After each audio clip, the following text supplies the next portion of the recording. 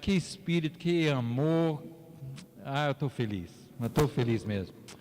Uma coisa, vocês que moram no Brasil, né, não sabem como é famoso aquele jogador Pelé. Pelé aqui, ele vende remédio na televisão, não sei, ele faz propaganda. Para vocês, especialmente jovens, não, já ouvi falar que ele foi um bom jogador.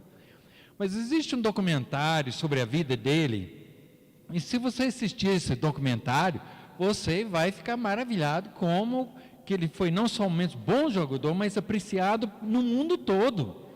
Eu acho que onde que ele é menos apreciado é aqui mesmo. E Jesus mesmo falou, o profeta na sua casa não tem honra, não é assim?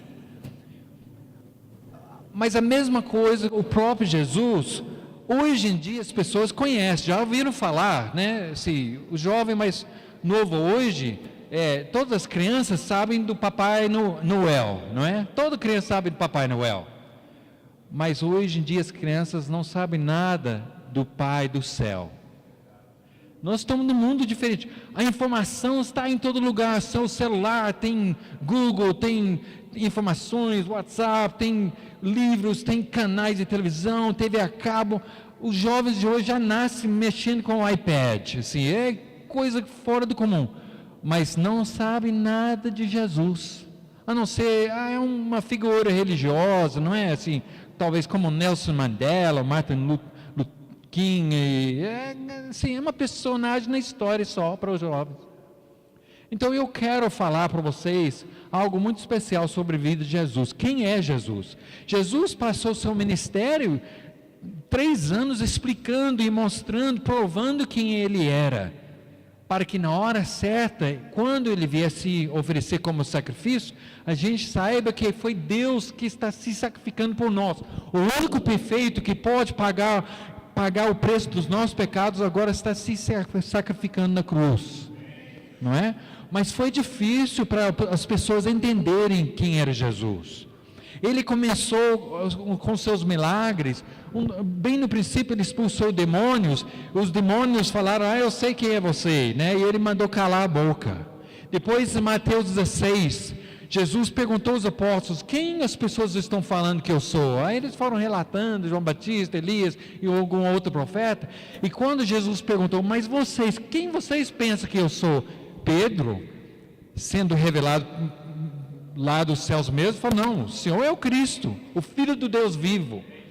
E Jesus abençoou Pedro pela essa confissão, essa declaração. Mas logo em seguida ele falou, mas não sai espalhando. Ainda não. Vocês não entendem o significado disto. A pessoa de Jesus Cristo é Deus na carne. Ele se esvaziou, veio para cá morar entre nós, para nos mostrar o Pai, para que a gente saiba como é que nós devemos viver. Mas depois disso, ele se sacrificou para que possamos ter Deus como nosso Pai, para que possamos ter o perdão dos nossos pecados, apesar que nós somos pecadores. Esta é a boa notícia. Apesar que eu não mereço nada, Jesus tem me dado tudo. Apesar que eu mereço o inferno, Deus tem me dado os céus, né? Então eu quero relatar para vocês algo especial sobre quem é Jesus, né? Abre sua Bíblia comigo para o livro de João. Nós vamos ler uma passagem muito complicada essa manhã. Você precisa prestar muita atenção e depois chegando em casa estudar mais ainda, porque são palavras difíceis, complicadas, mas eu espero pelo menos iniciar um estudo para vocês sobre esses versículos. Nós vamos começar em verso 30 de João capítulo 5. João capítulo 5, iniciando em verso 30. Antes de começar a ler, eu quero explicar que qualquer pessoa for acusada de algum crime, tem que ter provas, não é? Para a pessoa ser condenada. Alguém viu um testemunho. Na lei dos judeus, eles tinham essa lei que para a pessoa ser condenada, acusada de qualquer coisa, tinha que ser 2 ou 3 testemunhos, né? Para comprovar, simplesmente porque senão, o Alexandre está com raiva de mim, ele fala, eu vi o Gates roubar a bala na porta da escola lá, dos meninos, né? Mas se foi só ele, como é que talvez ele está me acusando porque ele quer me pegar? Então, a lei judaica era 2 ou 3 testemunhos para comprovar. Então, agora, Jesus, quando ele encarava os líderes religiosos, ele tinha todas as provas que ele era Deus. Não tinha como discutir, mas quando o coração está fechado, não quer ouvir, não quer crer, nem Jesus operando milagres aos olhos deles convencia eles, porque o coração estava fechado. Então Jesus está contando, ele está discutindo com essas pessoas, esses líderes religiosos, deveria ser os primeiros para reconhecer Jesus, mas não. Então no verso 30 a Bíblia diz, eu estou lendo na nova tradução da linguagem de hoje, Jesus continuou a falar a eles, ele disse, eu não posso fazer nada por minha própria conta, mas julgo de acordo com o que o Pai me diz. Pausando aqui um minuto, Jesus, quando estava aqui na terra, ele se esvaziou, ele assumiu forma de ser humano, ele se submeteu ao Pai. Ele e o Pai são um, o Espírito Santo, Deus Pai, Deus Filho, é um Deus só. Mas quando ele está aqui na terra, ele tem um papel de servo, de ser humano. Então, o propósito de Jesus era sempre falar, fazer, agir de acordo com a vontade de Pai e mais nada. Então não esquece que ele é Deus, mas ele voluntariamente agora está em papel de servo, então ele faz somente o que o Pai mandar. Jesus diz, o meu julgamento é justo, porque não procuro fazer a minha própria vontade, mas a vontade daquele que me enviou. Verso 31. Primeira prova sobre a pessoa de Jesus, ele diz, se eu dou testemunho a favor de mim mesmo, então o que digo não tem valor. Quer dizer, é uma coisa, eu falo de mim mesmo, né? Eu sou o maior jogador de futebol, aí todo mundo está rindo. O que eu falo de mim é assim, mas espera aí, é algo para se considerar, mas isso não é prova, eu só falando de mim. Mas verso 32, mas existe outro que testemunha a meu favor, eu sei o que ele diz a respeito de mim é verdade, ok? Está falando, agora vai falar mais 4 pessoas ou meios que Jesus é comprovado o que ele está falando que é verdade. Agora, pausando aqui, no livro de João, nós temos 7, dependendo de como você quer contar, 8 falas, declarações de Jesus, de quem ele é. E ele vai se comparando com termos um pouco assim, simbólicos, mas reais. Por exemplo, em capítulo 6, ele fala do livro de João, ele fala que ele é o pão da vida. Jesus, mas espera aí, você é o ser humano, como é que você é? Ele diz, olha, se você não se alimentar de mim, você nem não terá vida. Eu sou o pão da vida. Ele fala da maná que Deus mandou, sustentou os israelitas, mas agora ele é o pão eterno, ele é o pão real, pão vivo. Em capítulo 8, verso 12, ele fala, eu sou a luz do mundo. Quem andar em mim, quem me seguir, não vai andar mais nas trevas. Você vai ter uma vida diferente. Não tem como ser seguidor de Cristo e andar nas trevas. Ele é a luz do mundo, né? Em capítulo 10, ele fala, eu sou o bom pastor. Eu sou o bom pastor. Agora, falando a verdade, alguém aqui já criou ovelha? Deve ter pelo menos uma pessoa, não? José Leão nunca mexeu com a ovelha? Nem nada. Almeida, que era padeiro, assim, tudo, não? Então, ovelhas para nós, assim, é um bicho estranho, porque a gente não tem muito costume com ovelhas, não é? Agora, no Oriente Médio, é o animal mais normal, mais comum, né? Então, assim, pastor era aquele que amava, Jesus falava que o bom pastor dava até sua vida pelas ovelhas, né? Aquele que é só empregado, quando vier algum perigo, ele foge, toma as ovelhas, eu estou fora, não é?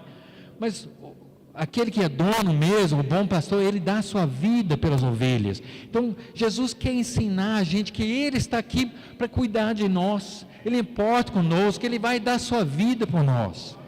E depois ele fala também, no capítulo 10, que Ele é a porta, a entrada, para a gente chegar até nos céus, para chegar na presença do Pai, temos que passar por Ele. Ele é a porta de entrada nos céus. Isso é em capítulo 10. Aliás, depois, mais tarde, você pode ver em capítulo 11, você lembra quando ele demorou alguns dias, 4 dias na verdade, para chegar até da Betânia, seu grande amigo Lázaro estava doente, a Maria, Marta estava pedindo, ô Senhor, vem para cá porque seu amigo está doente, e ele de propósito esperou a morte de Lázaro para chegar lá. A Maria, a Marta estava tudo assim, mas eu não entendo, o Senhor poderia ter chegado e o Lázaro não teria morrido, e ela estava chateado, frustrado, e Jesus ficou realmente comovido com isso, né? Uma das qualidades de Jesus, ele tem compaixão, ele não é pessoa assim, aquele Deus tão longe, não sabe o que nós estamos passando, não, a Bíblia ensina, ele já sofreu todas as tentações como nós, ele sabe o que é ser humano, ele sabia, por ser Deus, mas ele passou por isso para que a gente saiba quanto que ele sabe que nós sofremos, né? Então, ele chamou o Lázaro daquele túmulo e ele disse, eu sou a vida e a ressurreição. Eu sou a vida e a ressurreição, né? Quer dizer, sem Jesus, se crê nele, mesmo que morra, viverá para sempre, né? Aí em capítulo 12, aliás, em capítulo 14, ele fala, eu sou o caminho, a verdade e a vida. Então, Jesus não está falando, mais tarde, capítulo 15, ele fala que eu sou a videira verdadeira. Jesus não está dizendo, olha, eu estou apontando para a luz, eu estou mostrando o caminho da verdade, eu estou mostrando o caminho da ressurreição, da vida eterna, eu vou te mostrar o bom pastor. Não, Ele é Deus conosco, Emmanuel, Deus conosco, não é? Então, as pessoas, isso que Ele se declara, entre muitas outras coisas, mas em capítulo 8, em verso 58, Ele fala, eu sou, né? Era a mesma expressão que Deus usou diante de Moisés, quando Moisés perguntou, o senhor for para Faraó falar que o Senhor me mandou aqui, eu vou falar quem é que me mandou, e Deus disse, eu sou. Quer dizer, a ideia é que eu existo, eu sempre existi e eu vou existir para sempre. Eu sou, o grande eu sou, não é que nós cantamos? Então Jesus, por 8 vezes fala que eu sou, né, o pão da vida, eu sou a luz do mundo, eu sou. Todo mundo sabe o que ele está se expressando. Mais tarde, eles querem apedrejar, matar Jesus, porque aos olhos dele, que não acreditava que ele era Deus, aqueles líderes, ele estava blasfemando, porque eles entenderam muito bem que ele estava se dizendo que era Deus, tá bom? Então, Jesus se declara, ele fala, mas no verso 2, aliás, voltando para João 5, verso 33, vocês mandaram fazer perguntas a João, o João Batista, né? E o testemunho que ele deu é verdadeiro. Você lembra o que o João falou? É isso aqui, o Cordeiro de Deus, que tira os pecados do mundo. João sabia muito bem quem era Jesus. E a Bíblia diz, e o testemunho que ele deu é verdadeiro. Verso 34. Eu não preciso que ninguém dê testemunho em meu favor, mas digo essas coisas para que vocês sejam salvos. Jesus não era obrigado a provar nada para ninguém, Ele é Deus. Nós temos uma responsabilidade de crer, de seguir, né? Mas Ele explicou que Ele é Deus. O João Batista falou que Ele é o enviado, o Messias que estávamos esperando, não é? Agora o verso 35. João era como uma lamparina que estava acesa e brilhava. E por algum tempo vocês se alegraram com a luz dele, né? Jesus diz, em capítulo 10, que eu sou a luz do mundo, mas em Mateus também ele diz que nós precisamos ser sal e luz, não é? Se somos seguidores dele, a igreja precisa ser sal e luz também. E João estava brilhando. Ele estava refletindo essa glória de Jesus. Então, em verso 36, mas eu tenho um testemunho a meu favor ainda mais forte do que o João deu. Mais forte que João Batista? É, mais forte. Jesus falou, são as coisas que eu faço, as coisas o meu Pai me mandou fazer, elas dão testemunho a favor de mim e provam que o Pai me enviou. Esses milagres de Jesus, quantos e quantos milagres Jesus fazia? Fazia porque tinha compaixão dos doentes, dos cegos, dos demoniados, não é? Ele tinha compaixão que eram ovelhas como sem pastor. Mas o propósito principal de todo o milagre de Jesus não era só ressuscitar algum morto, mas era provar uma vez para sempre que Ele é Deus. Ele não está inventando nada não, Ele está provando com suas obras, seus milagres. Então, a sua própria declaração, o testemunho de João Batista, os milagres que Jesus fazia, todos provam que Ele é Deus na carne.